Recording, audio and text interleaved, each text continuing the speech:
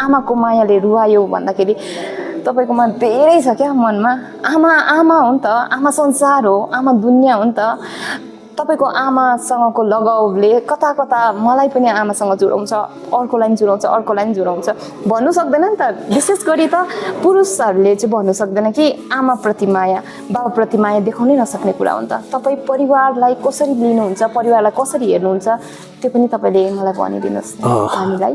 अब आमाको कुरा निस्किँदा है, रियल गड भन्छ नि क्या, हामीले नदेख्ने भगवानहरू छन् क्या, जो चाहिँ हामी आस्थामा विश्वास गर्छौँ है आफ्नो आफ्नो रिलिजनमा। तर रियल गड है, देख्ने भगवान भनेको चाहिँ हाम्रो आमा बाबुहरू हो क्या।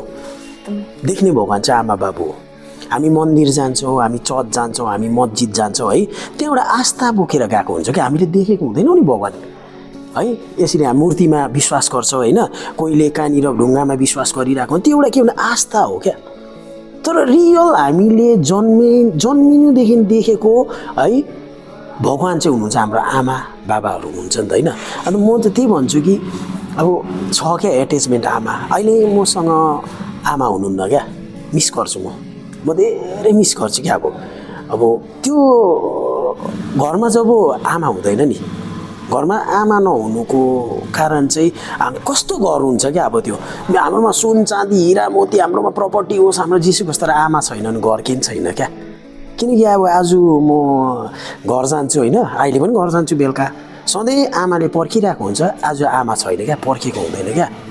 त्यो घरमा जति नै दसैँ दिवालीमा लाइट लगाऊ है, जति नै झिलिमिली पार, तर जब त्यहाँनिर आमा देख्दैन त्यो लाइटको भ्यालु छैन क्या, त्यो फेस्टिभलको भ्यालु छैन क्या। जसको आमा छैन उसलाई फिल हुन्छ क्या।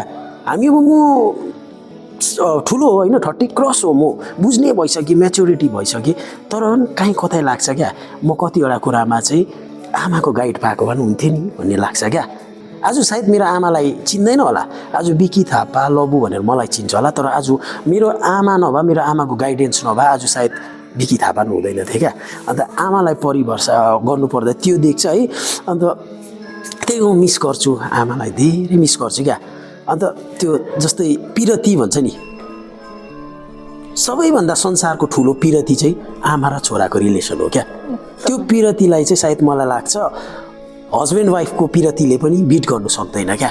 आमा र छोराको पिरती जुन चाहिँ पिरती हुन्छ नि, त्यो पिरती चाहिँ सबभन्दा संसारको चोखो अनि साँचो पिरती चाहिँ त्यो हो जस्तो मलाई लाग्छ क्या। हजुर, आमा शब्द नै त्यस्तो छ नि त है। आमा बाबा भनेको शब्द नै जसले चाहिँ हामीलाई जोडेर राख्छ, हामी हुनुको अस्तित्व बताउँछ नि त।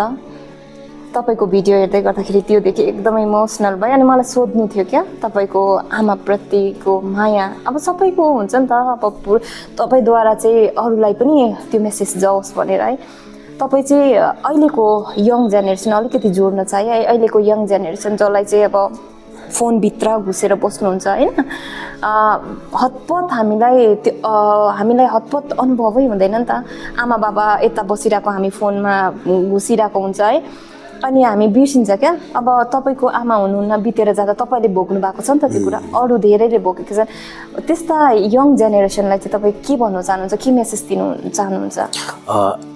यङ जेनेरेसनलाई यही भन्न चाहन्छु, अब अहिले सोसल नेटवर्किङको होइन जमाना हो है, एआईको जमानामा पुगिसकेको छौँ हामी। फोन खेलाउनु पर्छ, किनभने यो सोसल मिडियाले धेरै राम्रो राम्रो कुराहरू सिकाउँछ, धेरै नराम्रो कुरा पनि सिक्नु सक्छ, तर राम्रो राम्रो कुराहरू पनि सिकाउँछ। फोन नखेलाउनु भनेको होइन, खेलाउनुपर्छ। आज हामीले फोन खेलाएन भने, हामीले यो गरेन, हामी त बुद्धु हुन्छ क्या, किन अहिले एआईको जमाना हो नि त। तर एउटा कुरा चाहिँ के भन्नुपर्छ भने, फोन खेलाऊ या चाहे तिमी जेसुकै डरलाग्दो सोसल मिडियामा डरलाग्दो माथि पुग, तर एउटा कुरा चाहिँ याद गर्नुपर्छ, आमा बाबा भनेको चाहिँ आमा बाबा नै हुनुहुन्छ। एक दिन सोसल मिडिया ल्याङफ्याङ हुनसक्छ, फेरि त्यो संसार ब्याक टु द प्रेभिलियन आउनु सक्छ, जुन चाहिँ समय चाहिँ सोसल मिडियै नहुने होइन, फोनै नहुने। तर आमा बाबा भन्ने कुरा चाहिँ जति नै वर्ष पछि भने आमा बाबा चाहिँ थियो, हुनुहुन्थ्यो, फ्युचरमा पनि हुनुहुन्छ क्या।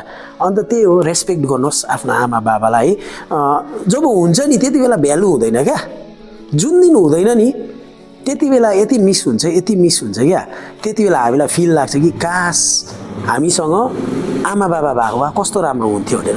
त्यही भन्छु जुनियर्स भाइ बहिनीहरूलाई पनि तपाईँहरूको आफ्नो लाइफ पनि चलाउनुहोस्, सोसियल मिडिया पनि चलाउनुहोस्, तर यति हो आमा बाबालाई रेस्पेक्ट गर्नुहोस्। भनेपछि तपाईँहरूले भगवान देख्नु हुँदैन, तर भगवान रियल भगवान चाहिँ तपाईँको घरभित्र नै हुन्छ।